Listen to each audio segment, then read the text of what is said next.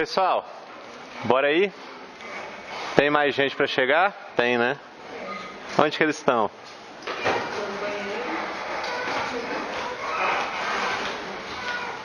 E vocês estavam fazendo o que até agora? Não, eu estou olhando. Pode crer. Mas tá bom porque na hora de sair, exatamente veio. Entendi. Então, pessoal, seguinte. Vamos continuar a aula. Agora a gente vai falar sobre a estrutura tridimensional de proteínas. E nesse momento vocês já conhecem bastante coisa sobre proteínas, certo? Já sabem que são feitos de vários aminoácidos diferentes. Os aminoácidos são conectados por ligações peptídicas. A proteína usualmente tem uma forma bem definida. Uma proteína com uma função usualmente vai ter uma forma bem definida. Frequentemente essas proteínas vão apresentar um núcleo hidrofóbico e uma superfície polar, onde vai estar acontecendo várias interações com as moléculas de água. Na superfície da proteína também vão existir regiões onde outras moléculas podem interagir, por exemplo, ligantes, pequenos ligantes, substratos, ou, por exemplo, mesmo outra proteína pode ter uma superfície que seja relacionada com a dimerização ou com o evento de união entre duas cadeias polipeptídicas para que elas formem uma proteína formada por duas cadeias, que seria, no caso, um dímero.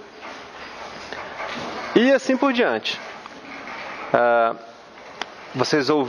A gente na aula passada comentou sobre as forças que estão envolvidas no enovelamento das proteínas, ou seja, por que elas têm essa forma que elas têm. E nessa aula a gente vai comentar um pouco mais sobre a estrutura tridimensional das proteínas e a função dessas proteínas.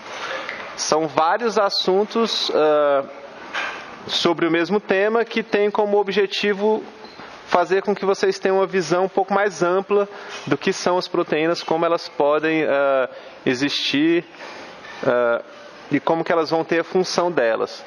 Depois, em aulas posteriores, a gente vai ver que ainda existem proteínas de membrana, canais iônicos e uma série de outras coisas que vai aumentando ao longo do curso a imagem que vocês têm das proteínas e das funções que elas podem exercer. Elas são moléculas extremamente versáteis e elas continuam a ser o tema da aula de hoje.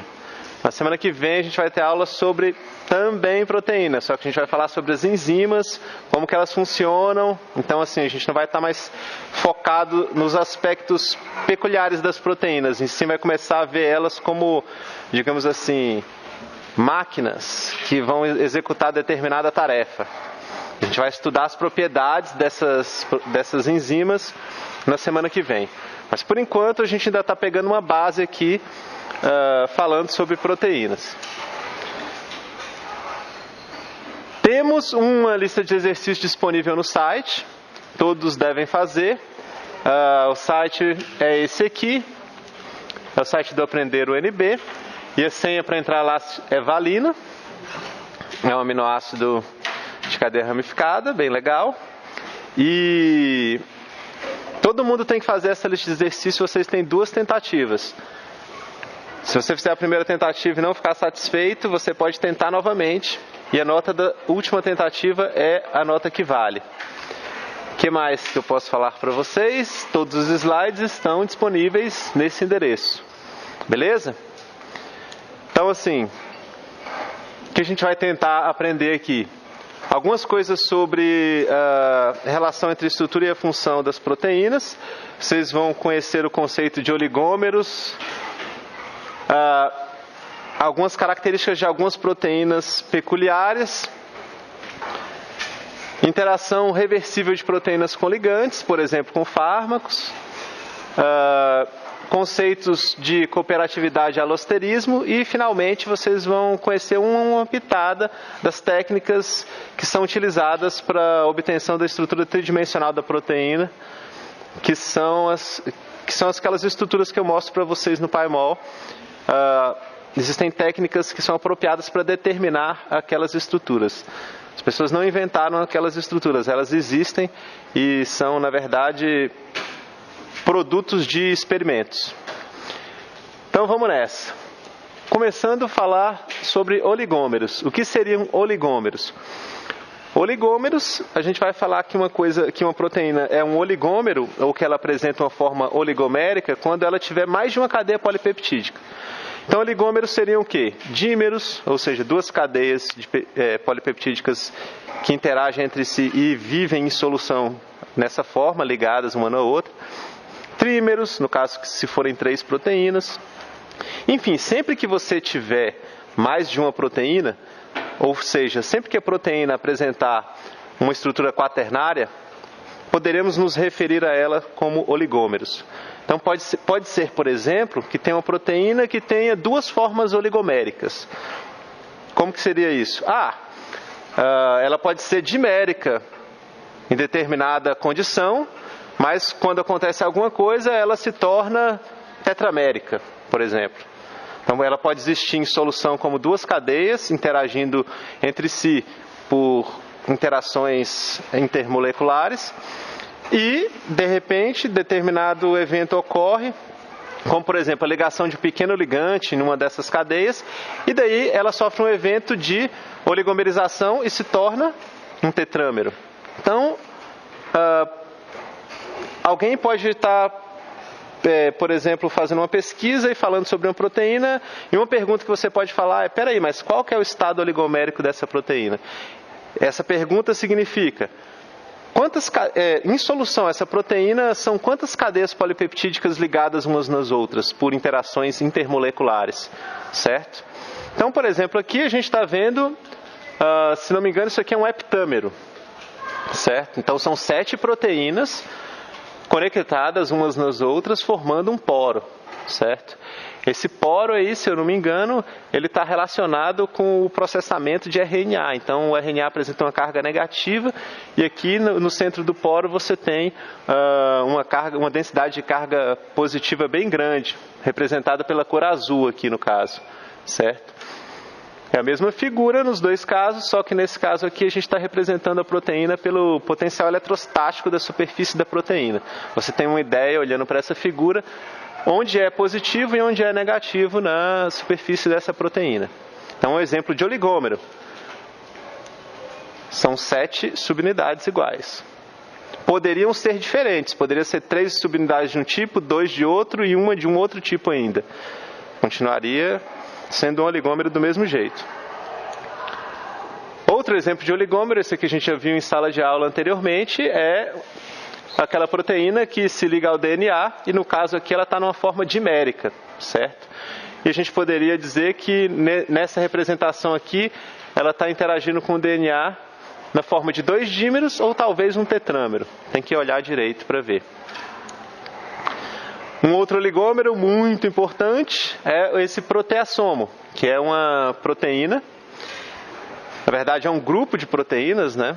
Aí depende de como você se refere a ela, você pode falar que é uma proteína ou que é um grupo de proteínas, são muitas proteínas, mais de 10 proteínas, umas ligadas nas outras, e esse proteassomo ele tem a função de degradar as proteínas celulares. Então ele tem uma cavidade no interior dele, e na parte de dentro dessa cavidade tem o sítio catalítico de várias proteases, que são proteínas que têm como atividade quebrar ligações peptídicas. Então são proteases, várias dessas unidades apresentam atividade de protease.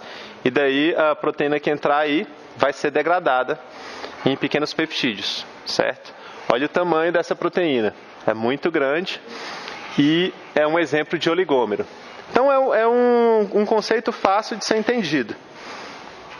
Conceito bem simples, beleza? Ok, vamos falar um pouquinho então sobre algumas proteínas peculiares. Por exemplo, o colágeno. O colágeno eu comentei em uma aula passada aí que era pelo menos uma das proteínas mais abundantes do corpo. Existem vários tipos de colágeno, certo? Colágeno 1, 2, muitos tipos de colágeno. E a estrutura dele é uma tripla hélice, meio que enrolada uma na outra. É uma estrutura peculiar Isso não são alfa-hélices, são outro tipo de hélice. E notem que esse resíduo aqui é uma glicina. Ele tem o hidrogênio como cadeia lateral, certo? Onde essa seta está apontando. E aqui é uma prolina, certo? Esse hidrogênio aqui está muito próximo do oxigênio aqui que essa prolina apresenta. Essa figura ela quer mostrar que se você trocar essa glicina aqui por qualquer aminoácido, vai acontecer um choque entre a cadeia lateral dele e o oxigênio da prolina. Então, a lógica aqui é dizer que o colágeno apresenta esse tipo de repetição em sua cadeia, onde você tem que ter uma glicina em determinada posição, porque ela é um aminoácido muito pequeno. Se tiver um outro aminoácido no local, a cadeia lateral vai se chocar com a cadeia lateral dessa prolina aqui, certo? É um exemplo de como que a estrutura se translada diretamente em função. Aqui nesse longo slide aqui, eu explico que o colágeno é uma proteína formada principalmente por glicina, prolina e 4-hidroxiprolina, certo? São 4 aminoácidos principais. Aliás, são 3 aminoácidos principalmente encontrados no colágeno. Portanto, o colágeno tem bastante desses aminoácidos. Ele é considerado uma proteína pobre do ponto de vista, digamos assim, do ponto de vista de biodisponibilidade, porque ele vai ter principalmente 3 aminoácidos, não vai ter uma grande diversidade de aminoácidos. Então, se você estiver comendo colágeno, você vai estar comendo principalmente glicina, prolina, hidroxiprolina, e isso não é uma dieta muito rica em aminoácidos essenciais, certo? Onde que a gente encontra o colágeno e a gente come isso? Por exemplo, na gelatina. A gelatina contém colágeno, e tem outros alimentos também. Certo? Quando a gente come uma carne, por exemplo, tem um pouco de colágeno ali. Mas, obviamente, que na carne tem outras proteínas com muitos outros aminoácidos. Enfim, essa sequência aqui, certo? Ela está intimamente relacionada com a estrutura do colágeno. Conforme vocês podem ver, é uma sequência que se repete. Aqui nessa figura, eu estou mostrando apenas uma dessas repetições, e tem que haver uma glicina nessa posição, caso contrário acontecerá um choque com esse outro aminoácido. Então, esse é um exemplo de como a sequência da proteína é importante na determinação de sua atividade ou de sua estrutura tridimensional, certo? Obviamente que essa estrutura inteira, eu não estou mostrando as ligações intracadeia que estão acontecendo aqui, e nem as ligações entre essas cadeias que estão acontecendo. Eu só quero ilustrar essa parte, só estou ilustrando para vocês essa parte de como o colágeno apresentar uma glicina naquela posição é importante. Então, é um exemplo de estrutura primária relacionada com a função da proteína. Bom, outra proteína seria a fibroína. É uma proteína fibrosa e é uma proteína presente na seda. Por que eu estou mostrando ela? Porque ela apresenta uma característica interessante, que é o empacotamento das moléculas entre si. Elas formam essas folhas, certo? Que se posicionam umas em cima das outras, e sempre você vai ter cadeias laterais de alanina que vão se intercalar muito bem, e isso vai ficar muito bem encaixado. Então, isso vai conferir para essa proteína, esse arranjo espacial vai conferir para essa proteína uma insolubilidade. Você pode ver que não tem espaço para água aqui no meio, certo? E uma estrutura mais rígida, mais firme, que é característica da seda. Tipo, teia de aranha também é parecida com isso aqui. Uma estrutura desse jeito, onde você tem um ajuste muito fino entre as cadeias laterais e os espaços que elas estão ocupando, certo? Então, isso aqui é um exemplo de uma proteína fibrosa, é a fibroína. Eu já tinha comentado com vocês, já tinha mostrado esse slide, que as cisteínas, né, que são os aminoácidos que apresentam o grupo SH, elas podem sofrer oxidação e formarem essa cistina, que seria 2 cisteínas com uma ligação de sulfeto. Isso a gente já viu em aulas passadas. Pois bem, Isso me leva a uma outra proteína, a queratina, que é uma proteína presente aonde? Em vários lugares, por exemplo, nos cabelos, nas unhas. E existem vários tipos de queratina também. E um dos tipos mais comuns é o encontrado no cabelo. E daí eu coloquei uma piadinha aqui, que ninguém riu, mas tudo bem. Perguntando se os cabeleireiros conhecem bioquímica.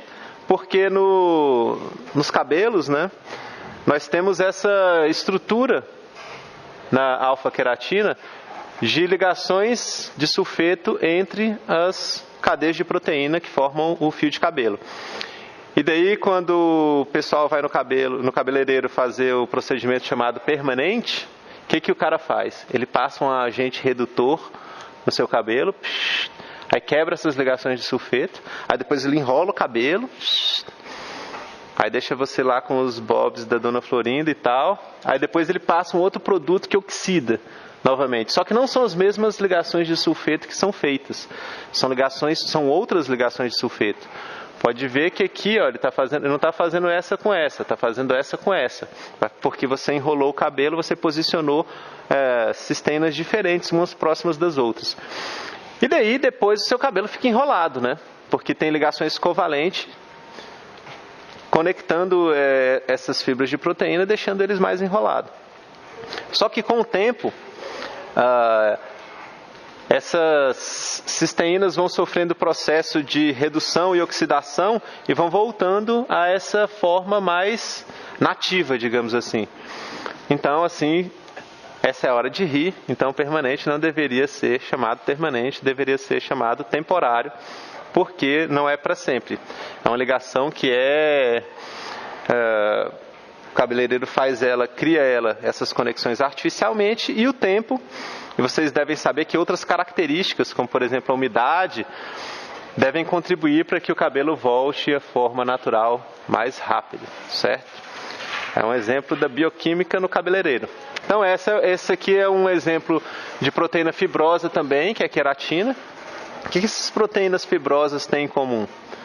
Bom, até agora, pelo menos as que eu apresentei são relativamente insolúveis, né? Elas não são proteínas que ficam em solução e tal. Elas são proteínas como o cabelo, que não é solúvel em água. Proteínas como a seda, que também não é solúvel em água, certo? São proteínas mais estruturais. Elas têm papéis estruturais. Diferente das enzimas, por exemplo, que usualmente vão estar em solução, solvatadas dentro da célula em algum compartimento. Beleza, então aqui tem uma tabela bem rapidinha entre a estrutura e a função dessas proteínas fibrosas.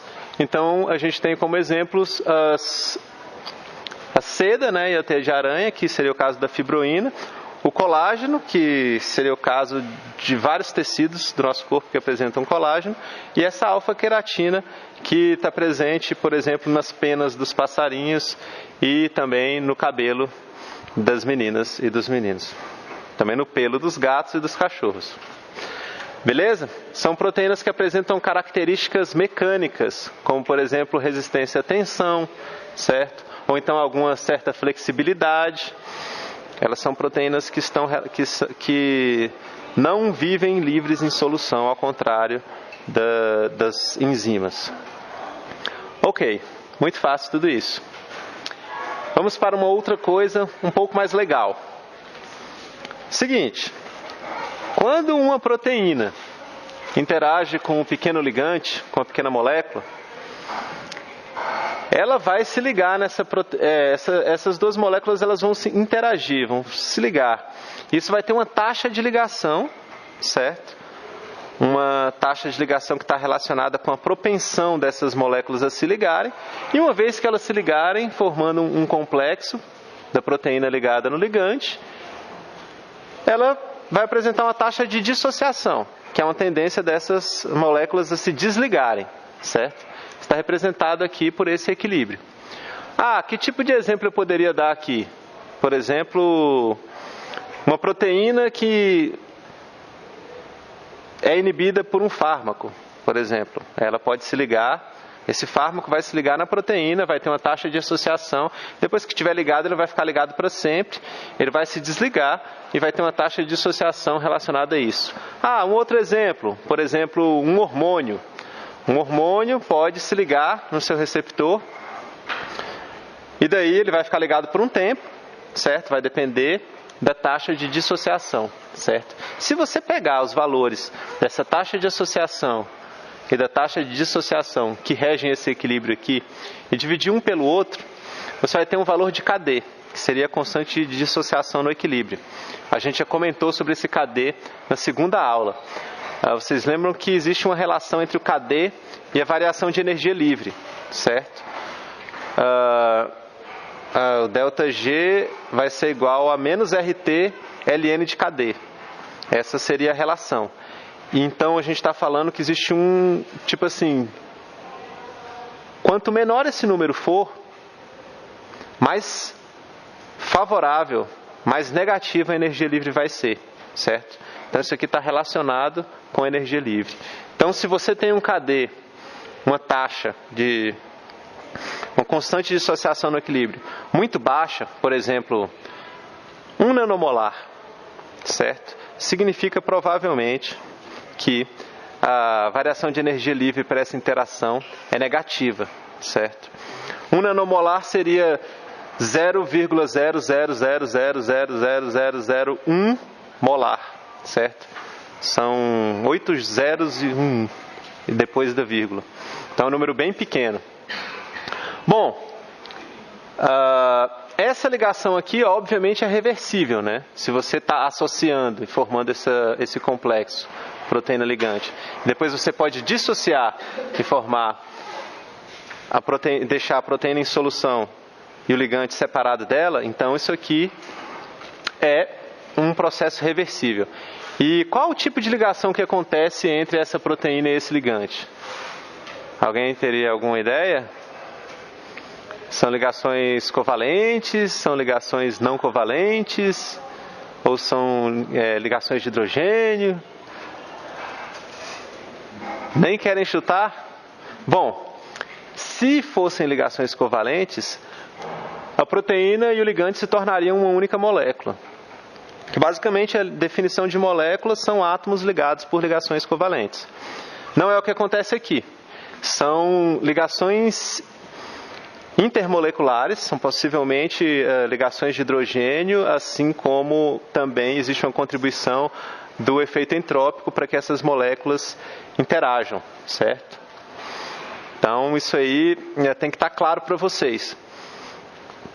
As ligações intermoleculares, elas vão mediar interações entre diferentes moléculas. Interação entre proteína e DNA. Se a proteína ligar covalentemente no DNA, não vai desligar depois. Vai ser ruim, né? Então, sempre vai ser ligação intermolecular. Mesma coisa, na maior parte dos casos, fármacos ligando nos seus receptores, hormônios ligando nos seus receptores, e assim por diante. Vamos ver um exemplo mais do mundo real aqui. No caso, esse sildenafil aqui é o Viagra, certo? E o Viagra é um fármaco que interage com uma proteína específica no corpo, que é essa PDE5, fosfodiesterase 5, se não me engano. Então, basicamente, você tem lá, vamos pegar no caso de um humano, eu tenho no meu corpo essas proteínas fosfodiesterase 5. E daí, por exemplo, se eu tomar um Viagra, ele vai interagir diretamente com essas proteínas no meu corpo. Eu tenho milhões de outras proteínas no meu corpo. Viagra vai interagir com elas? Provavelmente não. Se interagir vai ser muito fraco. Pode até ser que interaja com outras moléculas. E aí surgem os efeitos colaterais, certo? Então, usualmente, o fármaco ideal ele deveria atuar apenas em uma molécula. Interagir só com uma molécula. Aí, isso não acontece no mundo real. Ele interage com outras moléculas, e essas outras moléculas eventualmente causam um efeito colateral. Então, às vezes, você quer tomar, por exemplo, um anti-histamínico, você está com alergia, e daí, sei lá, você fica com sono. Por que você fica com sono? Porque essa molécula interagiu com outros receptores com outras proteínas no seu corpo, está causando um efeito colateral que se chama sono. Você não está tomando o antialérgico para dormir. Ou então, pode ser que não dê sono, pode ser que dê um outro efeito colateral. Mas, em geral, os fármacos, uma boa parte dos efeitos colaterais dos fármacos está relacionada à interação inespecífica desses fármacos com outras proteínas no corpo, que não seja uma proteína, digamos assim, alvo desse fármaco. Então, aqui no caso do Viagra, quando você tomar ele, provavelmente ele vai para o seu sangue, vai ser transportado provavelmente por proteínas no sangue, e ele vai acabar sendo distribuído pelo corpo inteiro e acabar chegando ao local onde ele tem que agir e interagindo com essa proteína, PDE5, e vai fazer esse complexo aqui, provavelmente inibindo essa proteína. Então a gente vai ter o valor da constante de dissociação do Viagra de 3,3 nanomolar, certo? 3,3 nanomolar é um valor relativamente baixo. Significa que... Bom, vou explicar de uma forma bem simples o que esse valor significa. Se você tiver uma solução de proteínas, dessa proteína PDE, e você tiver nessa solução uma concentração de 3,3 nanomolar de Viagra, 50% dessas proteínas vão estar ligadas ao Viagra, 50% não vão estar ligadas. Então, esse valor de KD, de uma forma bem simples, pode ser entendida como a concentração do ligante necessária para ligar 50% dos sítios disponíveis, certo? Então, seria uma forma de enxergar esse KD, uma forma bem simplificada, com poucas contas a gente consegue chegar nessa conclusão. Bom, o Viagra é um fármaco muito famoso, ele foi um blockbuster, que é um fármaco que vende mais do que $1 bilhão por ano, certo? Quando ele foi lançado, foi uma, digamos assim, revolução, foi uma inovação muito grande, porque não existia nenhum outro fármaco para tratar a disfunção erétil. Você não tinha opção. E daí surgiu um novo mercado com o Viagra, certo? Além disso, o sexo tem um apelo muito forte na nossa sociedade. Então, isso levou a diversas...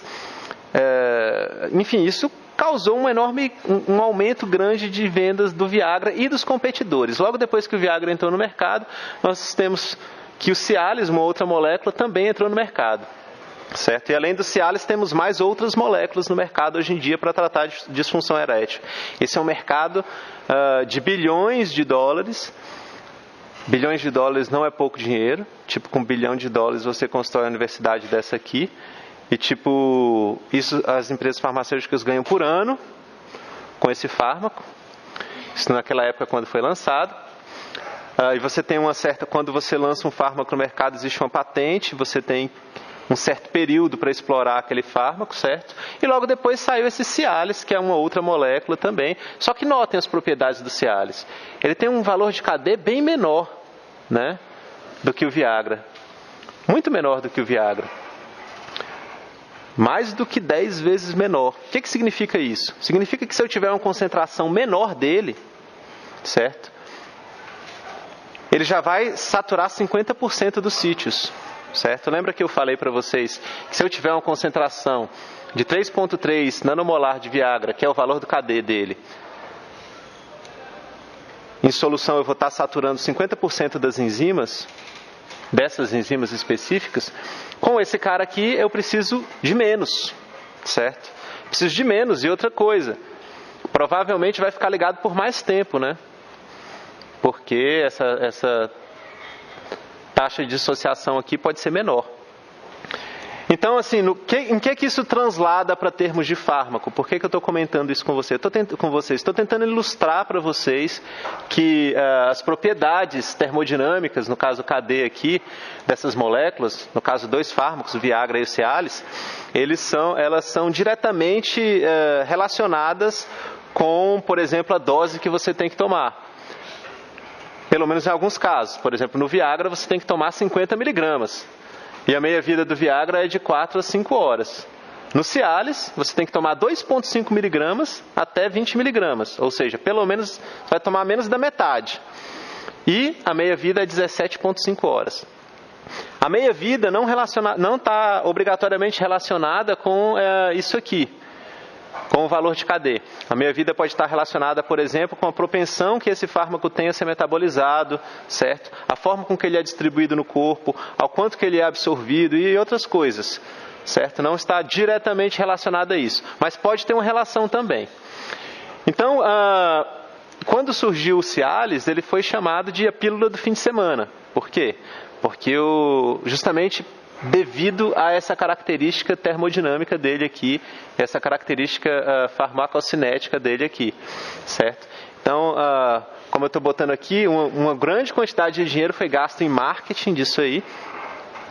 E como o apelo sexual na nossa sociedade é muito grande, diversas ferramentas de marketing exploraram diretamente essas características do fármaco, certo? De uma forma que as pessoas poderiam entender.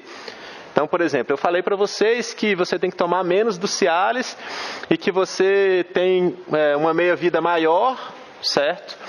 E que você tem uma afinidade maior, que o KD dele é um valor menor, isso significa que a afinidade é maior. Então, por exemplo, uma propaganda explorava isso, sem falar essas palavras, mostrava isso para o público de uma outra forma. A propaganda é bem interessante, da seguinte forma: chega dois caras todos estilosos, assim, tipo num bar do hotel. Aí chega lá eles, lá, com reloginho bonitinho, terno e tal. Aí os dois sentam no bar assim, aí tipo, um cara pede tipo um uísque. Dá um uísque. Aí outro cara, dá um uísque. Aí tipo, pega um cara, vai lá, olha pro lado, pro outro, tem umas mulheres assim, ele vai, pega uma pílula azul e toma. Pum! O Viagra, para quem não sabe, é azul. Aí ele toma uma pílula azul e fica lá tomando o esquinho dele. Aí um outro cara pega e toma uma pílula, se não me engano, rosa, que é a cor do Cialis. Aí toma a pílula rosa e fica lá, tomando uísque. Aí daqui a pouco o cara que tomou a pílula azul toda hora está olhando no relógio, porque já passou tempo e ele está com medo de que o efeito passe, certo? Que o efeito dura pouco, o efeito do Viagra. E o outro cara lá que tomou a pílula rosa está sossegado, relaxado, sem problema, pede mais uma bebida e tal. E o outro cara que tomou o Viagra fica olhando toda hora no relógio, certo? Porque ele está com medo do efeito passar. Aí de repente vem uma loira assim, e um cara está se sentindo seguro e o outro cara está meio assim, entendeu? Então, a lógica dessa propaganda é explorar, ela está simplesmente falando de uma forma bem mais simples, a mesma coisa que eu estou falando. E está explorando, claro, uma coisa muito relacionada com a sexualidade hoje em dia, que é a insegurança das pessoas em relação a isso. E em situações ideais isso não precisaria acontecer. Contudo, estamos aí e os remédios vendem devido a isso também. Tem muito fármaco que vende devido à propaganda, e a escolha do fármaco às vezes não é a escolha mais apropriada para o problema. Está relacionada mais aos preconceitos que as pessoas têm em relação àquele medicamento. Na verdade, muito do que é vendido hoje em dia, as pessoas compram não porque elas precisam, mas porque elas acreditam que aquilo pode trazer algum tipo de coisa para a vida delas, de característica para a vida delas, que não necessariamente está relacionado com as propriedades do produto. Por exemplo, você pode achar que você comprar uma margarina vai te deixar super feliz, igual você vê nas propagandas de margarina, né? Todo mundo compra margarina, parece que aquilo ali, eu não sei o que é, mas deixa todo mundo feliz. Mas a propaganda não necessariamente vai estar explorando apenas as propriedades da margarina, falando das propriedades dela, tipo quanto de sal que tem, quanto de óleo que tem, o gosto. Muitas vezes a propaganda coloca outras características em cima do produto. Enfim, todo esse blá blá blá foi para ilustrar que as empresas farmacêuticas ganharam muito dinheiro com isso, exploraram através do marketing a forma que as pessoas pensam sobre esses medicamentos e a forma com que as pessoas utilizam esses medicamentos. Eu espero que tenha deixado claro que o conceito desse valor de KD, que é a constante do equilíbrio, quanto menor esse valor de KD, mais, digamos assim, energia é liberada quando essa interação entre a proteína e o fármaco ocorre. Na verdade, energia ser liberada é um componente entálpico, né? Então você olha para o KD depende da entropia e da entalpia, assim como a constante, como a taxa de variação de energia livre. Então, assim, o que eu falei não é uma grande bobagem, mas não está totalmente certo, entendeu? Pode ser que uma interação tenha um valor de KD baixo, não porque esteja liberando muita energia, mas porque esteja aumentando muito a entropia também, certo? A mesma coisa, a gente pode olhar para esse valor de KD de uma forma similar com que a gente olha para a variação de energia livre. Beleza. Diga. Quanto menor o KD, mais negativa a energia livre, certo? Ou seja, mais favorável àquela interação. Então, se eu falar para você assim que estou estudando duas proteínas, elas interagem uma com a outra, e o KD dessa interação é, sei lá, 10 micromolar. Aí, legal. Aí depois de 5 anos eu falo assim, olha, continuei estudando aquelas proteínas e encontrei um mutante, uma proteína um pouco diferente daquela, que o KD para interação dela não é 10 micromolar, é, sei lá, 1 nanomolar. Aí alguém pode falar com razão, nossa, mas então essa proteína que você encontrou, que tem o KD de 1 nanomolar, ela se liga 10 mil vezes mais do que a proteína que tem o KD de 10 micromolar? Sim, verdade, certo? Quanto menor o valor de KD, mais elas vão estar ligadas e mais favorável.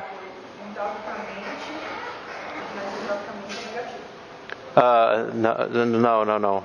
É favorável do ponto de vista da energia livre. Aí pode ser favorável porque é muito favorável entálpicamente, ou favorável porque é muito favorável entropicamente. Ou pode ter um componente dos dois, certo? Ser favorável porque é um pouco favorável entálpicamente e também um pouco favorável entropicamente.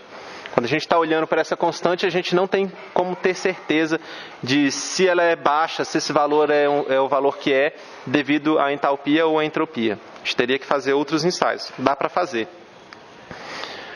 Dá para fazer sim, medindo o valor de KD em várias temperaturas, por exemplo. Mas isso fica para outra aula.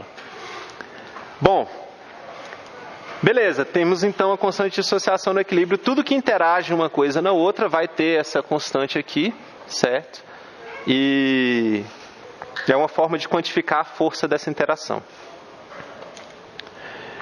Por exemplo, temos aqui alguns valores de constante de dissociação para diversas proteínas com diversos ligantes.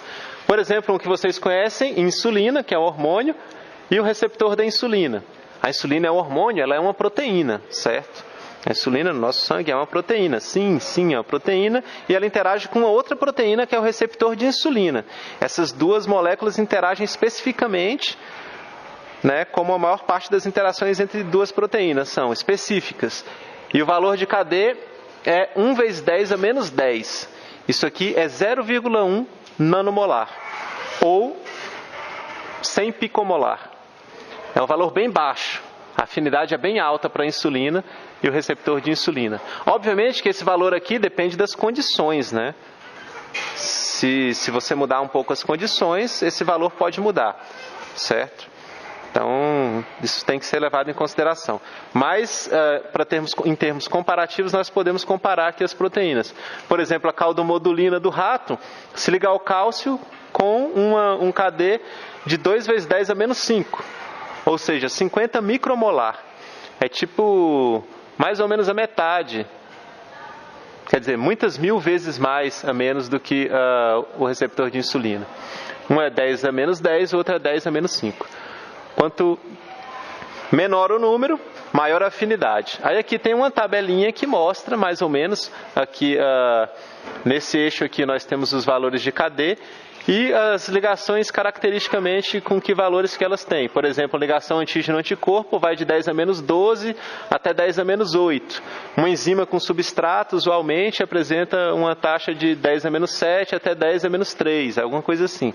Então, para vocês terem uma ideia de como que essas interações, qual que é a força, a afinidade dessa interação. Falar força, sim, é um termo meio genérico. Melhor falar afinidade. É o termo mais correto. Aqui, por exemplo, eu estou colocando que a transferrina humana se liga a íons ferro mais 3 em pH 7.2 com KD de 10 a menos 19 a 10 a menos 20, ou seja, extremamente altíssima afinidade. Só que eu já estou colocando aqui as condições, né? Se eu modificar esse pH, provavelmente esses valores vão mudar também. Ou seja, esses valores dependem das condições em que essa interação está ocorrendo. Beleza. Vamos para um conceito muito importante, que é o conceito de alosterismo, certo? Alosterismo é um conceito que frequentemente vocês ficam confusos com ele, mas é um conceito muito fácil. E a gente vai resolver todas as dúvidas que vocês tiverem a respeito desse conceito. Diga. Fale. Quanto maior a afinidade do menor a possibilidade de efeito colateral do genético seja? Teoricamente, sim. Por quê? Boa parte do efeito colateral vai ocorrer devido à ligação com outra proteína. Por exemplo, quando alguém toma Viagra, ele quer que o Viagra se ligue na PDE5, que é a enzima onde ele vai ter o efeito fisiológico desejado, certo? Só que ele pode ligar também em uma outra enzima, em outro lugar, e causar um efeito colateral. Por exemplo, pode ligar em alguma proteína na sua cabeça e causar, por exemplo, sei lá, queda de cabelo, ou alguma outra coisa. Estou inventando, certo? Então você concorda que quanto menos Viagra você tomar, quanto menos do fármaco você tomar, menos efeito colateral você vai ter. Então, a sua pergunta é muito bem colocada, porque tem uma coisa chamada seletividade que eu não comentei, deveria ter comentado nesse slide aqui, ó, certo? Aqui eu estou falando que o Viagra ele tem essa afinidade, e o Cialis tem uma afinidade bem maior. Você tem que tomar menos Cialis, provavelmente porque você tomou menos do Cialis vai estar disponível para interagir com outras moléculas e causar o efeito colateral. Mas tem também uma coisa chamada seletividade. Pode ser que, por exemplo, o Cialis seja extremamente, apresente uma alta afinidade para PDE5, mas apresente uma afinidade maior ainda para a molécula que ele liga na cabeça e causa queda de cabelo, entendeu? Então, as empresas farmacêuticas vão fazer ensaios de seletividade, que não adianta, por exemplo, o composto, matar o câncer, mas te matar, entendeu? Então, simultaneamente. Muitos compostos matam o câncer com 100% de certeza, mas te matam junto. Só que isso não é desejável. Então, não adianta o composto matar o câncer e detonar o seu fígado. Então, eles veem qual é o efeito colateral mais comum para aquele tipo de fármaco, e fazem ensaios, né, com essas proteínas que causam o efeito colateral e medem a relação entre o KD para a enzima que eles estão otimizando, a enzima que eles querem, que eles têm como alvo, e o KD para essa outra enzima que causa o efeito colateral. E essa relação é chamada de seletividade, e é muito importante. Então, fármacos seletivos, por exemplo, no mercado hoje em dia, provavelmente vocês já ouviram falar nos recaptadores seletivos de serotonina. São moléculas que são utilizadas no tratamento de depressão, certo? São antidepressivos e no nosso cérebro tem vários neurotransmissores, não só a serotonina, funcionam da seguinte forma. O neurônio libera esses neurotransmissores, o outro neurônio detecta isso e propaga um sinal. E o neurônio que liberou esses neurotransmissores recapta eles de volta, certo? Então eu libero os neurotransmissores, o outro neurônio detecta que eu liberei, aí eu vou e recapto eles de volta. Os inibidores seletivos de recaptação de serotonina, eles inibem a recaptação de serotonina. Então a serotonina é liberada, o neurônio detecta que liberou, ela não é recaptada, continua lá, e o neurônio que está lá detecta que liberou de novo, porque ela continuou lá, certo? Então, antigamente, algumas gerações de fármacos atrás, você tomava um antidepressivo e tinha vários efeitos colaterais, porque não eram seletivos de serotonina. Inibia também a recaptação de outros outros neurotransmissores. E daí você tinha efeitos colaterais. Hoje em dia você tem esses recaptadores específicos de serotonina que recaptam apenas, que impedem a recaptação apenas da serotonina, e isso causa uma maior seletividade, menos efeito colateral e tudo mais. Então, usualmente as empresas farmacêuticas tentam otimizar a afinidade, tentam aumentar ao máximo a afinidade, e também, em paralelo, eles fazem otimização de seletividade para reduzir os efeitos colaterais, reduzir a toxicidade e assim por diante. Beleza? Bom, voltando aqui ao alosterismo. É um conceito simples, basicamente é o seguinte. A gente vai falar que ocorrerá alosterismo sempre que uma interação de alguma molécula, pode ser uma proteína, um ligante, um DNA, o que for, com uma proteína, modificar as características dessa proteína em um outro lugar diferente. Certo? O que significa isso? Significa assim, se tem uma proteína, ela tem um sítio aqui. E ela tem outro sítio aqui do lado. Por exemplo, esse é o sítio do substrato. Ela se liga no substrato com afinidade, sei lá, 10 micromolar, ela se liga no substrato. Aí, por exemplo, vem uma pequena molécula e se liga no outro canto da proteína, no outro lugar, que não é o sítio ativo da proteína, e essa informação é transmitida para o sítio ativo, de forma que agora a proteína se liga no substrato com maior afinidade, certo? Então, uma coisa liga em um local e modifica as propriedades no outro local. Para que isso ocorra, tem que acontecer, obviamente, transmissão de informação de um local para o outro, certo? A gente não vai estudar como que isso acontece, mas a gente vai entender que sempre que eu falar assim, isso é um evento alostérico, ou então, por exemplo, esse aí é um modulador alostérico, esse é um inibidor alostérico, significa que ele está ligando em um outro sítio, certo? E modificando as propriedades, as características de um outro sítio na proteína. Então, para acontecer alosterismo, você vai ter que ter pelo menos 2 sítios.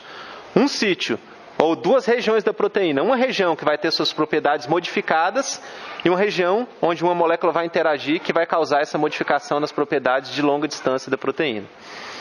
Por exemplo, várias enzimas têm sua atividade regulada de forma alostérica. Significa que elas estão catalisando uma reação lá no sítio ativo dela, mas ela tem em um outro local um sítio aonde pode se ligar uma molécula que vai, na hora que ela se ligar, modificar as propriedades do sítio ativo.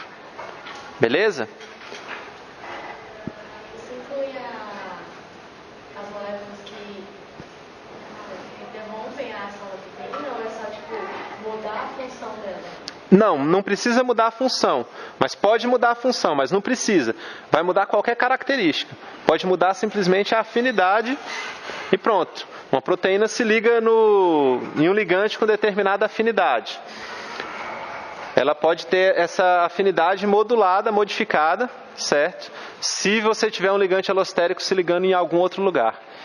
Tudo isso foi selecionado evolutivamente, certo? Não é assim, esse é um modulador alostérico que inibe qualquer proteína. Não, sempre é específico. Cada proteína, se ela tiver um sítio para um regulador alostérico, vai ser um sítio específico.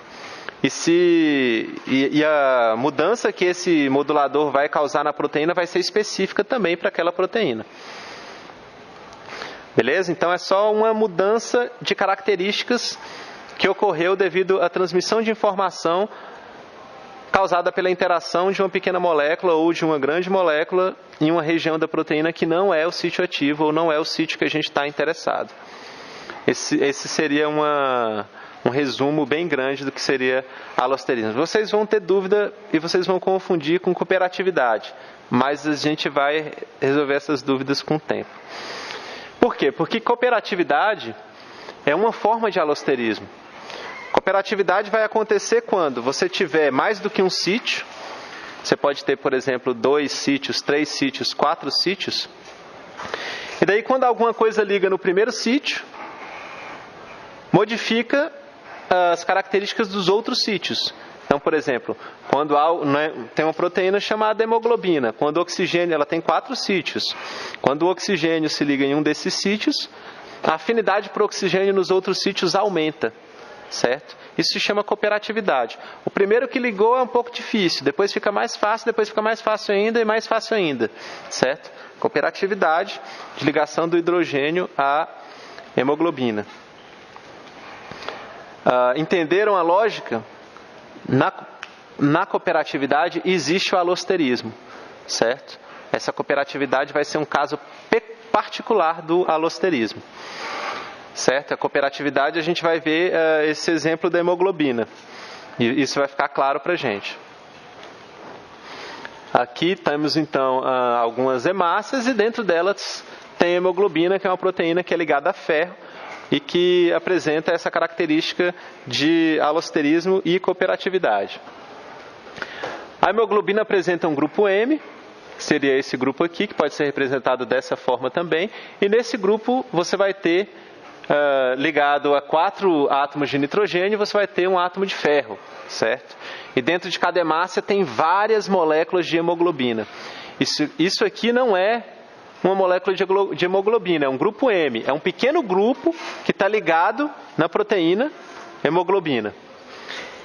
Então, como que isso funciona? Funciona da seguinte forma: você tem um resíduo de histidina, é um aminoácido na proteína, e ele está ligado a esse íon ferro quando a proteína não está ligada ao oxigênio, certo? E daí, quando a proteína liga no oxigênio, notem que tem uma inclinação nesse anel aqui. Esse aqui é o anel porfirina, é esse anel aqui, ó. Ele está um pouco inclinado quando não está ligado ao oxigênio. Quando o oxigênio se liga, acontece uma pequena mudança, pequenininha aqui, certo? E o oxigênio, uma molécula de O2, oxigênio representado em vermelho, se liga aqui. Então, a gente pode ver um esquema dessa forma.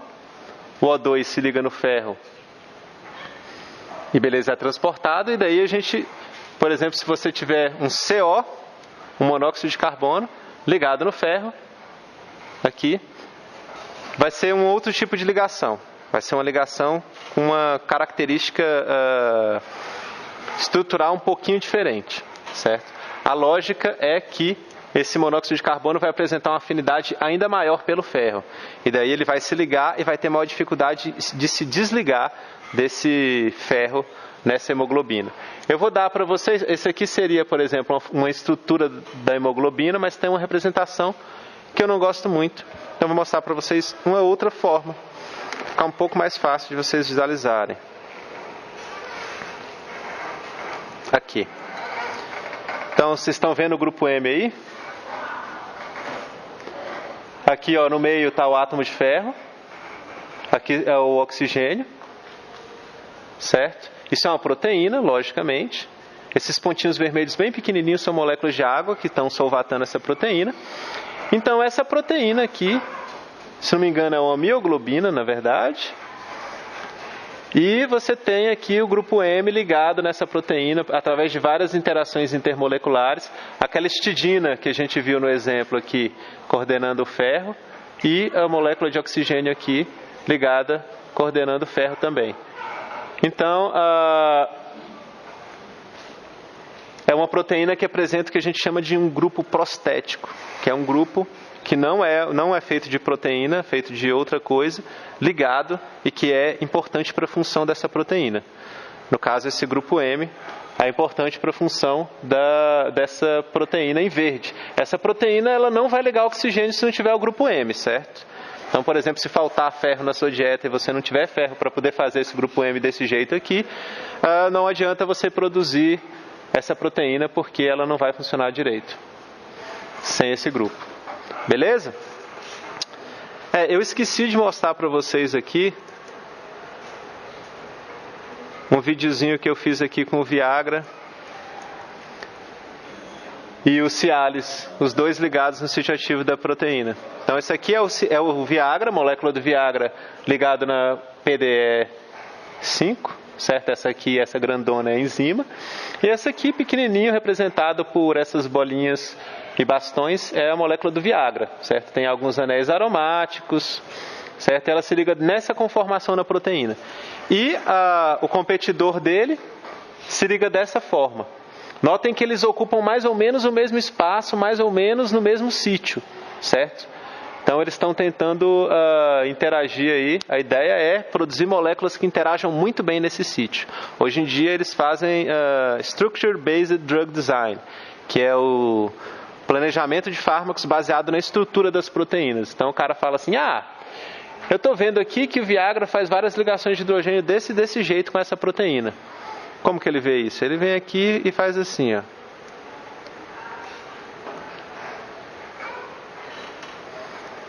Ele dá uma olhada aqui e fala, estou vendo aqui que, por exemplo, Viagra faz poucas ligações de hidrogênio. Tem um nitrogênio aqui que está ligando, que está interagindo aqui com a molécula de água, fazendo uma ligação de hidrogênio, e daí ele tenta modificar, tem outro nitrogênio aqui que está interagindo com um ácido glutâmico aqui, e daí ele tenta planejar em sílico, no computador, moléculas que se encaixem nesse sítio. Só que é muitíssimo difícil fazer isso e ter sucesso. E quando você tem sucesso, você cria uma molécula que tem uma maior afinidade, mas você tem uma molécula que apresenta uma alta toxicidade, ou então não apresenta distribuição, ou então você toma ela e não absorve ela, você excreta ela sem ter absorvido. Aí isso é extremamente ruim, né? Porque ninguém quer tomar remédio injetável. Imagina, em vez de tomar uma pílula de Viagra, você tivesse que injetar. Ninguém ia usar, né? Muito menos gente ia usar. Tudo bem, pessoal poderia até usar, mas é bem pior você injetar. Então, a busca é por fármacos que você consiga tomar na forma oral, certo? Para você conseguir que as pessoas queiram comprar aquilo. Infelizmente, não é que você querer que as pessoas queiram ser saudáveis ou queiram ter saúde. É o contrário, é que as pessoas comprem, e daí é o mais importante para as empresas, não sejamos ingênuos, né? Bom, temos aí então a mioglobina, essa proteína que eu mostrei para vocês aqui e mostrei no painel, é a mioglobina. É um tipo de transportador de oxigênio um pouquinho diferente da hemoglobina. Ela apresenta uma afinidade, uma característica de afinidade dela pelo oxigênio é diferente. Ela é presente principalmente no músculo, certo? E a afinidade dela, da mioglobina pelo oxigênio, é da seguinte forma. Vamos entender esse gráfico primeiro. No eixo X está a pressão de oxigênio, certo? Então a pressão de oxigênio aumenta nesse sentido. E aqui, no eixo Y, está a fração quanto de oxigênio que está ligado na mioglobina. Então, se você tiver zero de oxigênio, não vai ter nada de oxigênio ligado na mioglobina. Na medida que você aumenta um pouquinho a concentração de oxigênio, já satura aqui, 50% das moléculas de mioglobina já ficam ligadas ao oxigênio. Então, é só ter um pouquinho de oxigênio que a mioglobina liga nele, certo? E daí, à medida que você vai aumentando a quantidade de oxigênio, até aqui, por exemplo, até um 0,3, você já está quase com 100% saturado. Se você aumentar aqui de 3 para 10, você aumenta muito pouco, certo? Então, basicamente, a característica dela é assim. Se tiver um pouquinho de oxigênio, ela se liga rapidamente, certo? É uma característica interessante, né? Qual que é a lógica? A lógica é em tecidos como, por exemplo, o pulmão, onde a pressão de oxigênio vai ser maior, você vai ter valores mais próximos desse valor grande aqui. Em tecidos onde você tiver pouco oxigênio, por exemplo, no músculo após exercício, você vai ter uma pressão mais baixa, não vai ser zero, mas vai ser mais baixa, certo? Interessante, vamos manter isso em mente. E vamos ver aqui a hemoglobina. A hemoglobina é uma outra molécula, certo? Uma outra proteína. Na verdade, ela é um oligômero. Na verdade, ela é um heterotetrâmero. O que é isso, meu Deus? Heterotetrâmero. São 4 cadeias polipeptídicas ligadas, e as cadeias polipeptídicas não são iguais, porque se fossem iguais seria um homotetrâmero. Um heterotetrâmero é formado por 4 cadeias polipeptídicas, no caso aqui são 2 subunidades alfa e 2 subunidades beta. Então você vai ter 4 subunidades ligadas, formando um tetrâmero, e o conjunto de tudo isso vai ser chamado de hemoglobina. Então, portanto, ela é um oligômero. E não apenas isso, cada uma dessas subunidades vai apresentar um sítio de ligação ao oxigênio, certo? Então, a gente vai ter aqui que a hemoglobina vai apresentar, então, 2 estados. Um estado onde ela vai apresentar uma conformação mais aberta, certo? E um estado onde ela vai apresentar uma conformação mais fechada. E ela vai variar entre esses estados, dependendo se ela estiver ligada ao oxigênio ou não. O que significa isso? Significa que ela vai alterar as propriedades dela, dependendo de quantos oxigênios estão ligados nela. Como que funciona isso? Nesse estado T, que é esse estado aqui mais aberto, digamos assim, a hemoglobina não vai estar ligada ao oxigênio. E o anel vai apresentar essa forma um pouco mais torcida. E nesse estado R, ela vai estar ligada ao oxigênio. E o anel vai apresentar essa forma um pouco mais reta. Certo? Isso vai variar a afinidade dos outros sítios dessa hemoglobina. Certo? E daí ela vai apresentar uma curva de ligação, lembram da curva da mioglobina? A hemoglobina vai apresentar uma curva um pouco diferente, uma curva sigmoide. Certo? Uma curva sigmoidal. Apresenta essa característica aqui. E qual que é a diferença disso? Bom, nesse slide aqui a gente vai ver claramente qual que é a diferença. Nos pulmões aqui, quando a hemoglobina vai dentro de uma hemácia no seu sangue e passa lá pelos pulmões, ela vai chegar numa zona onde você vai ter uma pressão de O2 grande, né? Porque nos pulmões você vai ter mais O2. Faz sentido, mais oxigênio. E daí ela vai se encher, né, de oxigênio. Ela vai carregar e se ligar toda no oxigênio. Porque ela está passando lá no lugar onde tem alta pressão. E quando você tem alta pressão, você vai ter perto de 1 aqui, que é 100% de ligação ao oxigênio. Quando essa hemoglobina sai do seu pulmão, dentro de uma hemácia, e vai para um outro tecido, por exemplo, o músculo, lá ele vai encontrar uma pressão de oxigênio bem menor. E daí ela vai, como a pressão de oxigênio é menor, ela vai liberar esse oxigênio lá, certo? Então ela vai liberar esse oxigênio aqui, ela vai liberar quanto? Mais ou menos 66% do oxigênio ela vai liberar, que ela absorveu nos pulmões, ela vai liberar nos tecidos, porque a pressão de oxigênio nos tecidos é menor. Então ela libera isso lá. E daí depois ela volta sem oxigênio para o pulmão, certo? E no pulmão ela vai novamente se ligar ao oxigênio. Então é muito importante que essa curva tenha esse formato sigmoidal, porque se a gente for comparar com a mioglobina, por exemplo, a mioglobina também ela vai estar quase 100% carregada de oxigênio nos pulmões, mas quando ela chegar nos outros tecidos, ela vai ter liberado só 7% do oxigênio que ela ligou, então ela é muito menos eficiente, certo? Só que eu não sei se a mioglobina vai para os pulmões ou como que funciona direito a fisiologia da mioglobina. O que eu sei é que a mioglobina apresenta uma afinidade bem menor e a característica é que ela apresenta uma curva que não é sigmoidal. Isso faz com que ela tenha características que são menos ideais para se ligar ao oxigênio e se desligar ao oxigênio, que é igualmente importante para a fisiologia do nosso corpo. Então, isso aqui, essa curva sigmoidal, ela é uma característica de alosterismo. Sempre que você tiver alosterismo, se você tiver que uma primeira molécula de oxigênio favorece a ligação, torna mais fácil a ligação de uma segunda molécula, que torna mais fácil a ligação de uma terceira molécula e assim por diante, sempre que isso acontecer, você vai ter uma curva de ligação sigmoidal, ou seja, vai ter essa característica dessa curva rosinha aqui. Beleza. Então, assim, a hemoglobina, então, vai apresenta vários estados que eu falei. Tem um estado de baixa afinidade para oxigênio e um estado de alta afinidade para oxigênio. Esse estado de alta afinidade vai existir quando já tiverem algumas moléculas de oxigênio se ligado a ela, certo? Então, a realidade é que ela varia, né? A hemoglobina ela vai variar a afinidade dela em função de quantos oxigênios que está ligado. Então ela pode ter uma baixa afinidade, onde ela vai liberar os oxigênios no tecido, e daí à medida que o oxigênio, quando ela chega no pulmão, liga um oxigênio, aí fica mais fácil de ligar o outro. Aí essa curva vai se tornando mais próxima dessa curva aqui. Então, nos pulmões, ela vai ligar todo o oxigênio, e quando ela estiver migrando dentro da hemácia para os tecidos, ela vai liberando esse oxigênio lentamente, certo? Faz sentido, né? É interessante isso, como a cooperatividade foi explorada pela natureza para o transporte de oxigênio. Isso também existem outros exemplos, né, de cooperatividade, muitos outros exemplos de cooperatividade na natureza. Notoriamente, eventos de interação no DNA frequentemente são cooperativos, certo? Isso modula a transcrição gênica de um jeito bem interessante. Diga. Então, a curva sigmoidal é da cooperatividade. Exatamente.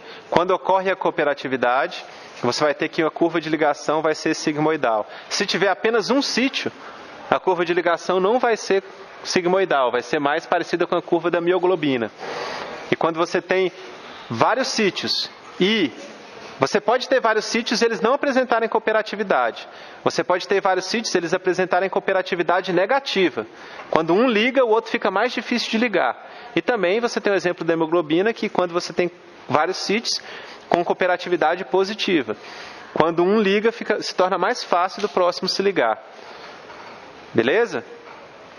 E a cooperatividade está relacionada com o alosterismo. Por quê? Quando um oxigênio se liga em um sítio, ele modifica as propriedades do outro sítio, tornando a ligação do oxigênio mais fácil naquele outro sítio. Então, se você está se você está interagindo em determinado sítio e modificando as características do outro sítio, foi essa definição de alosterismo que eu dei para vocês. Beleza? Bom, vamos voltar. Caso, Diga. seria o cooperativismo. Esse que você falou por isso. Sim. Ele entra no sítio, modifica outro sítio. Isso seria um tipo de alosterismo. Um tipo de alosterismo, no caso chamado de cooperatividade. Alguma coisa, eles se ligam, modificando as propriedades, aumentando a afinidade, portanto é uma cooperatividade positiva. Diga. A diferença é que o cooperativismo ele aumenta a afinidade, é isso? Não. Não necessariamente, porque pode ter negativo, né? Não, a diferença que você quer dizer, a diferença entre alosterismo e cooperatividade? Não. É assim. Alosterismo é um fenômeno maior. É um fenômeno assim. Quando acontece determinada coisa em um sítio, acontece uma modificação em outro sítio relativamente distante. Isso é alosterismo. Cooperatividade é quando acontece uma modificação em um sítio de ligação, e isso altera as características de outro sítio de ligação, certo? Então a cooperatividade é um subcaso do alosterismo. O alosterismo é um universo muito grande e a cooperatividade é um pedaço dentro desse universo, certo? A cooperatividade ela pode ser positiva ou negativa. Em qualquer caso que acontecer cooperatividade, vai estar acontecendo alosterismo também. Afinal de contas, você vai ter que ter, para que aconteça cooperatividade, você vai ter que ter pelo menos 2 sítios, certo? E a ligação de alguma coisa em um deles vai modificar as características do outro. Logo, isso é alosterismo. Beleza? Tudo bem. Então vamos falar sobre como as estruturas das proteínas foram desvendadas, certo? Então aqui a gente tem alguns cientistas muito famosos e eles tinham modelos de proteína na mão. Tá vendo? Lembra aquele bando de fio de cabelo que eu mostro para vocês no Paimol?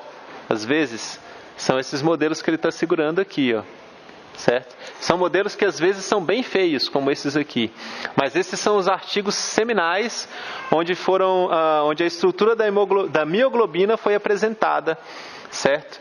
Isso aí foi em 1958, certo? Naquela revista Nature, que eu falei que era uma revista de alto impacto para vocês, mostrei alguns exemplos na primeira aula. Pois é, esse cara resolveu a estrutura da mioglobina em 1854. E esse Perutz, ele resolveu a estrutura na verdade, esse aqui resolveu a estrutura da mioglobina. E esse aqui da hemoglobina em 1960, poucos anos depois. O que eu chamo de resolver a estrutura? Obter aquela estrutura tridimensional, saber a posição relativa dos átomos dentro de uma molécula, certo? Essa é a estrutura. Eu mostrei para vocês a estrutura da PDE5 complexada com Viagra. Eu mostrei para vocês a estrutura da hemoglobina ligada ao oxigênio ligado no grupo M. Isso é uma estrutura. Essas estruturas que eu mostrei para vocês foram resolvidas por cristalografia. A gente vai conhecer um pouquinho de cristalografia aqui. Para utilizar fazer um estudo de cristalografia de raio-x, nós vamos ter um pré-requisito principal, que é a obtenção de cristais, certo? Então a gente vai obter esses cristais de proteínas, que são mais caros que os diamantes. Você consegue, para fazer um cristal de proteína, você tem que pegar a proteína pura, totalmente pura, e tentar colocar ela em uma condição onde ela forme cristais, o que é muito difícil de você encontrar essa solução. Usualmente você faz isso por tentativa e erro. Mas depois de um tempo, se você consegue um cristalzinho bonitinho desse aqui, por exemplo, você leva ele para um acelerador de partículas, tipo um síncrotron, tipo o LNLS que a gente tem em Campinas, que é o Laboratório Nacional de Luz Síncrotron. É um daquelas facilities que vocês veem nos filmes, assim, redondo, e é um anel que fica acelerando elétrons em alta velocidade. E você utiliza essa aceleração do elétron para captar energia, fótons, usualmente em vários comprimentos de onda. E a cristalografia utiliza os raios-x gerados nesses aceleradores de partícula para incidir esses raios-x em cima desses cristais e obter, então, assim, alguns padrões de difração, tratar esses dados com técnicas avançadas, uma matemática bem pesada, e finalmente obter a estrutura dessas proteínas.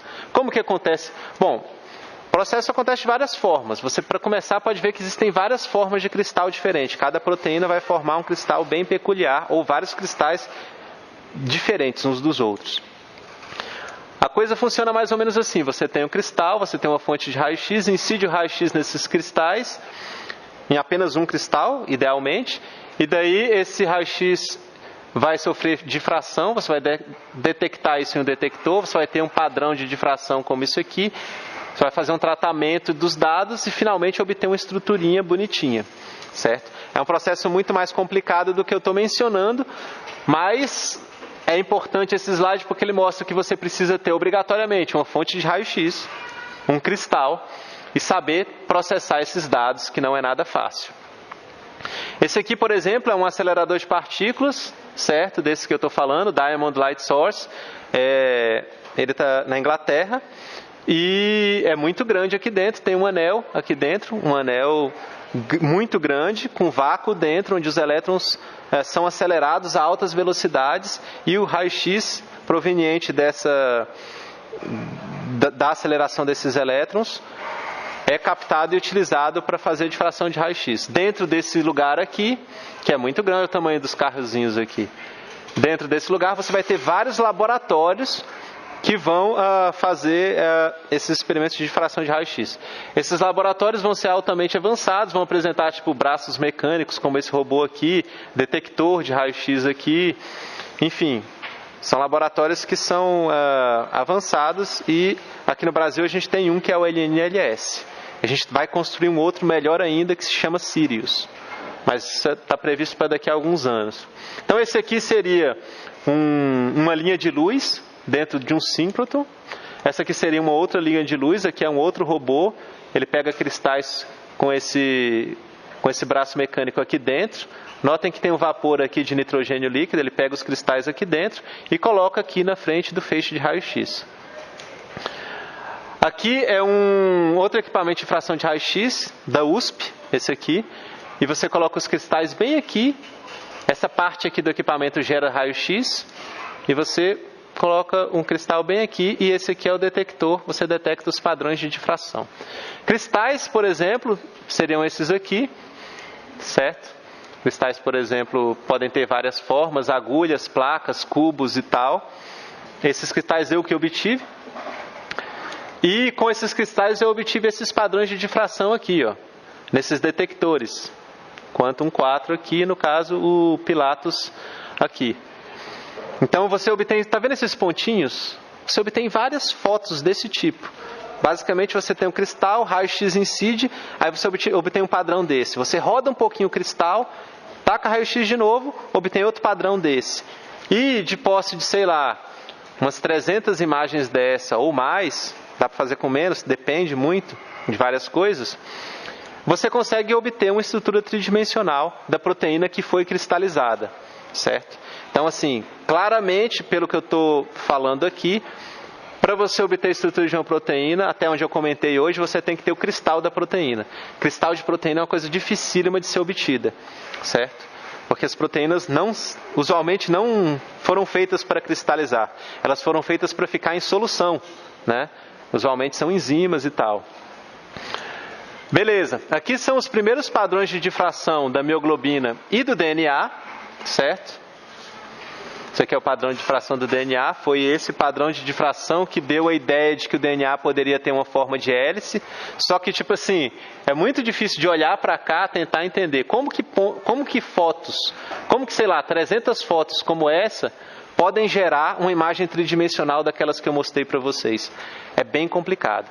Tem uma matemática muito pesada por trás, um tratamento muito rigoroso e são anos de estudo para você começar a tentar entender a cristalografia. Eu, por exemplo, estou tentando, mas estou longe de conseguir. Então, basicamente, você vai ter esse esquema aqui na cristalografia, você vai coletar os dados, processar e obter a estrutura, certo? Você vai obter a estrutura, tem vários problemas relacionados com todo esse processo, não vou comentar apenas os aspectos mais simples. Com esse processo você vai obter um mapa de densidade eletrônica, que seria alguma coisa como isso aqui. Dentro do mapa de densidade eletrônica, você vai fitar a sua molécula, fazer um modelo dela aqui, e no final das contas você vai ter uma estrutura conforme eu estou mostrando aqui. Então, se alguém tiver interesse, eu posso mostrar no final da aula algumas coisas sobre esse processo e tal. Mas vamos em frente. Vou comentar aqui as principais limitações e vantagens da difração de raio-x. A principal de todas as limitações, sem dúvida, é que você tem que ter cristais. Não tem outro jeito. Se não tiver cristais, não vai ter como. Pelo menos na cristalografia clássica, certo? As outras coisas, as outras limitações são menos importantes, comparada com a necessidade de obter cristais. Mas é interessante que vocês saibam que quando duas proteínas interagem uma na outra dentro para formar um cristal, elas podem modificar um pouco a forma, isso pode modificar um pouquinho a forma delas. É uma coisa que é chamado contato cristalino, mas é bem menos importante. E vamos ver as vantagens. Bom, basicamente, você consegue, além de ter a estrutura da proteína, você consegue ver algumas moléculas de água. Lembra que eu mostrei para vocês uns pontinhos vermelhos naquelas estruturas? São moléculas de água que você sabe a posição delas. Então, se você sabe a posição delas, é porque dentro do cristal aquela molécula de água está sempre na mesma posição. Então, ela está com baixa entropia, certo? Provavelmente ela vai estar fazendo bastante ligações de hidrogênio para compensar isso. Então essas são as vantagens da cristalografia, certo? Uma outra vantagem é que boa parte desse processo já está totalmente automatizado. Você não precisa saber fazer transformadas de Fourier, você não precisa saber mexer no espaço recíproco necessariamente, que antigamente tinha que saber tudo isso bem sabido. Hoje em dia o processo é automatizado, muito do que você faz pode ser feito com o uso de computadores, certo? Bom, uma outra técnica para obter a estrutura de proteína seria a ressonância magnética nuclear, que de uma forma muito simples ela funciona da seguinte forma: você vai ter uma amostra em uma alta concentração de proteína, em solução, não precisa de cristal, é um tampão com a sua proteína dentro. Você vai submeter isso a campos magnéticos muito intensos, você vai obter alguns dados, que vão ter o formato de uns pontinhos como esse, que eu vou mostrar melhor, e você vai tratar esses dados através de uma série de restrições de distância e encontrar a estrutura da sua proteína, certo? Os dados que você vai obter vai ser alguma coisa parecida com isso aqui, entendeu? Cada pico desse aqui está relacionado a um aminoácido da proteína, e através de relações entre distâncias entre os aminoácidos, você consegue acabar definindo a estrutura, você consegue definir a estrutura dessa proteína, certo? A proteína tem que estar pura, em alta concentração, em solução, para você fazer os ensaios. Às vezes é difícil, porque você tem que marcar, às vezes você tem que marcar a proteína radioativamente. E também é difícil porque proteínas em alta concentração por muito tempo, ela pode precipitar, certo? Então é uma das dificuldades dessa técnica. Aqui é um outro exemplo de dados de RMN. E aqui a gente tem a estrutura da mioglobina resolvida por RMN. Notem que quando você tem a resolução por RMN, você tem a resolução de um conjunto de soluções. Vocês podem ver que não é só aqui você tem uma solução, aqui outra. Aqui devem ser uns 20 modelos de mioglobina sobrepostos uns nos outros. O resultado de um experimento de RMN te dá vários modelos sobrepostos. Isso te dá uma ideia da dinâmica, como que ela vibra. Você pode ver isso aqui como se fosse uma proteína que estivesse vibrando entre esses estados que está aqui. Ó. Então a gente pode falar que essa região aqui de hélice, eu estou vendo uma hélice aqui, ela parece ser bem ordenada, está vibrando pouco. Aqui, ó, parece que é um loop mais desordenado, tem mais desordem aqui. Você pode ver que essa parte do grupo M aqui é muito bem ordenada. E essa parte aqui você tem uma maior desordem. Então você tem uma ideia de como que essa molécula fica vibrando em solução. Então você tem um conjunto de soluções, todas elas relativamente equivalentes, sobre como essa proteína está em solução. Certo? Isso é o que a técnica de RMN pode dar para a gente. E ela apresenta essas vantagens aqui, ó. E desvantagens, né? Primeiras limitações. Primeiro, não funciona muito bem com proteínas muito grandes. Você tem que ter uma proteína pequena para conseguir resolver as estruturas por RMN. Com proteínas muito grandes ainda é um desafio. Segundo, você não tem muita informação sobre a estrutura da água, ao contrário da cristalografia. Só que ela tem uma vantagem, tem outras desvantagens também. Por exemplo, muitos estudos requerem essa utilização de marcação isotópica com carbono e nitrogênio, que pode ser extremamente cara, certo? Você tem que marcar isso com carbono e nitrogênio radioativo. Como que você faz isso? Você tem que produzir a sua proteína com átomos radioativos nela desde o começo. Usualmente, como que você vai fazer isso? Você vai crescer a bactéria, que tem um plasmídio dentro, que vai expressar a sua proteína, em um meio de cultura que contém nitrogênio 15 e carbono 13. A bactéria vai absorver esses átomos radioativos, vai produzir todas as proteínas dela com esses átomos radioativos, depois você vai purificar a sua proteína e ela vai vir também com esses átomos radioativos e depois você vai fazer esse ensaio. Será que esses átomos realmente são radioativos ou eu estou falando bobagem? Bom, eu acho que não são radioativos não, acho que eu falei bobagem. Na verdade, eles são só isótopos diferentes, certo? Então me desculpem aí. Vantagens. A principal delas é, você não precisa de um cristal, só precisa conseguir obter a proteína em alta concentração. Isso é uma grande vantagem. Que para obter cristal, você tem que conseguir primeiro a proteína em alta concentração e depois você vai fazer o cristal, certo? Outra vantagem, você pode estudar a dinâmica, conforme eu disse, olha aqui a dinâmica, você sabe quais são as partes da proteína que apresentam maior ou menor mobilidade, isso tudo está relacionado com a dinâmica da proteína. E você consegue identificar facilmente os átomos de hidrogênio. Você vê os átomos de hidrogênio na cristalografia, isso só acontece se o seu cristal for muito bom, digamos assim, em termos mais leigos. Senão você usualmente não vai conseguir isso. E você consegue obter um conjunto de estruturas. Isso também está relacionado com a dinâmica.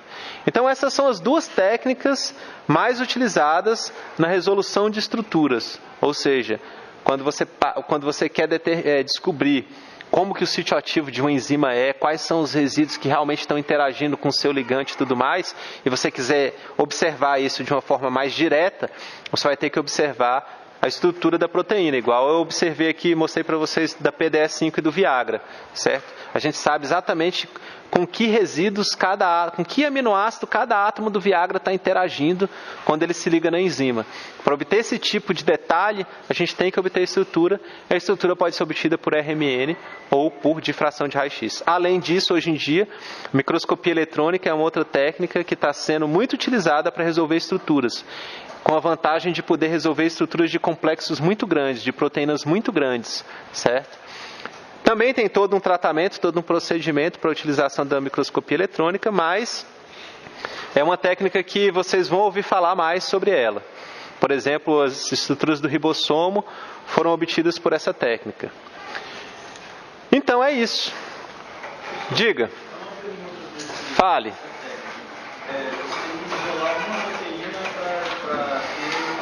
Sim. Como é que faz, então, para você colocar, por exemplo, a ligação do Viagra nessa proteína? Você vai ter que fazer o experimento. Tipo assim, se você quiser o Viagra, eu entendi a sua pergunta. Você está falando que você tem que ter a proteína pura, certo? E daí como que você sabe onde que o Viagra liga? Você pega a proteína pura e coloca junto com ela Viagra. O Viagra vai ligar com ela, tem o KD para ligação, não tem? Vai ligar bem.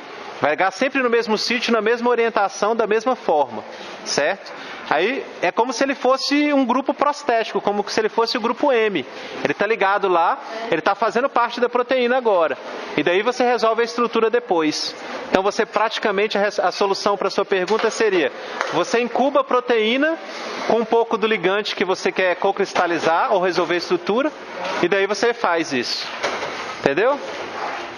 Beleza.